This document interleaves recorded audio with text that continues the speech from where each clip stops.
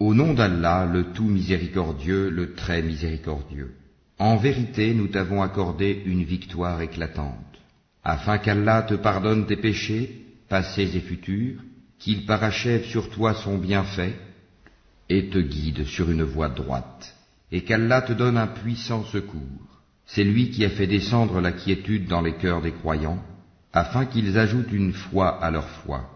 À Allah appartiennent les armées des cieux et de la terre, et Allah est omniscient et sage, afin qu'il fasse entrer les croyants et les croyantes dans des jardins sous lesquels coulent les ruisseaux, où ils demeureront éternellement, et afin de leur effacer leurs méfaits. Cela est auprès d'Allah un énorme succès. Et afin qu'il châtie les hypocrites, hommes et femmes, et les associateurs et les associatrices qui pensent du mal d'Allah, qu'un mauvais sort tombe sur eux. Allah est courroucé contre eux, les a maudits, et leur a préparé l'enfer. Quelle mauvaise destination! À Allah appartiennent les armées des cieux et de la terre, et Allah est puissant et sage. Nous t'avons envoyé en tant que témoin, annonciateur de la bonne nouvelle et avertisseur, pour que vous croyiez en Allah et en son messager, que vous l'honoriez, reconnaissiez sa dignité et le glorifiez matin et soir. Ceux qui te prêtent serment d'allégeance ne font que prêter serment à Allah. La main d'Allah est au-dessus de leurs mains.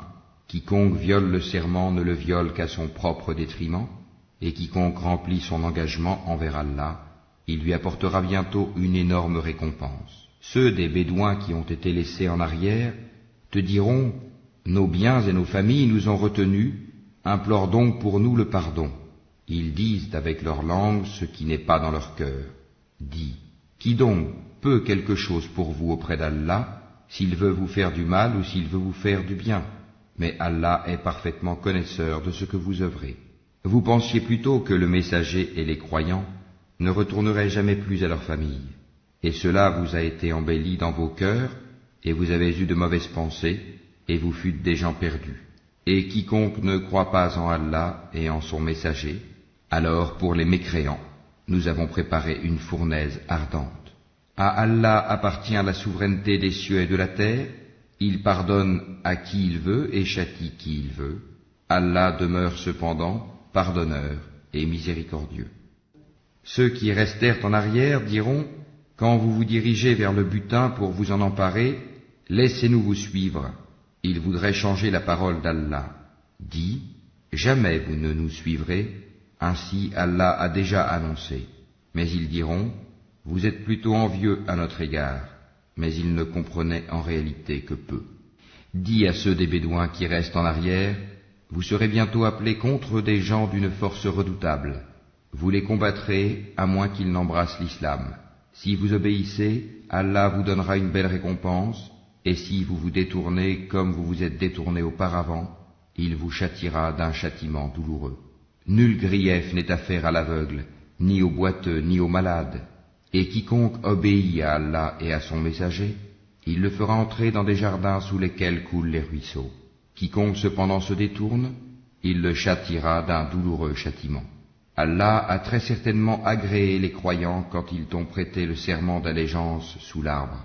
Il a su ce qu'il y avait dans leur cœur et a fait descendre sur eux la quiétude, et il les a récompensés par une victoire proche, ainsi qu'un abondant butin qu'ils ramasseront. Allah est puissant et sage. Allah vous a promis un abondant butin que vous prendrez, et il a hâté pour vous celle-ci, et repoussé de vous les mains des gens, afin que tout cela soit un signe pour les croyants, et qu'il vous guide dans un droit chemin. Il vous promet un autre butin que vous ne seriez jamais capable de remporter, et qu'Allah a embrassé en sa puissance, car Allah est omnipotent. Et si ceux qui ont mécru vous combattent, ils se détourneront, certes, puis ils ne trouveront ni alliés ni secoureurs. Telle est la règle d'Allah appliquée aux générations passées, et tu ne trouveras jamais de changement à la règle d'Allah. C'est lui qui, dans la vallée de la Mecque, a écarté leurs mains de vous, de même qu'il a écarté vos mains d'eux, après vous avoir fait triompher sur eux. Et Allah voit parfaitement ce que vous œuvrez. Ce sont eux qui ont mécru et qui vous ont obstrué le chemin de la mosquée sacrée, et ont empêché que les offrandes entravées parvinssent à leur lieu d'immolation.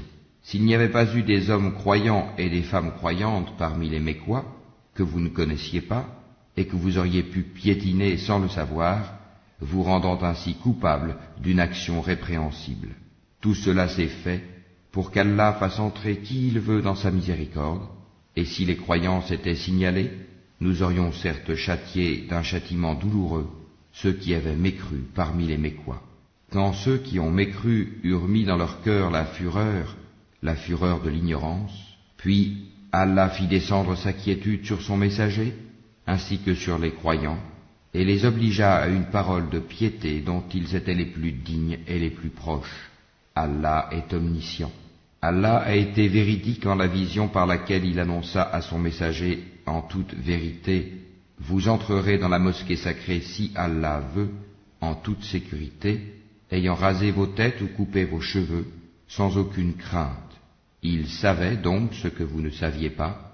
Il a placé en deçà de cela la trêve de Hudaybiyah, une victoire proche. C'est lui qui a envoyé son messager avec la guidée et la religion de vérité, l'islam, pour la faire triompher sur toute autre religion.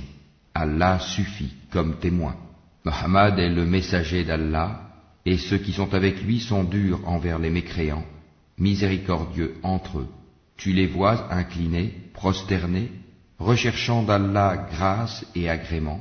Leurs visages sont marqués par la trace laissée par la prosternation. Telle est leur image dans la Torah. Et l'image que l'on donne d'eux dans l'Évangile est celle d'une semence qui sort sa pousse, puis se raffermit, s'épaissit, et ensuite se dresse sur sa tige. À l'émerveillement des semeurs, Allah par eux, les croyants, remplit de dépit les mécréants. Allah promet à ceux d'entre eux qui croient et font de bonnes œuvres un pardon et une énorme récompense.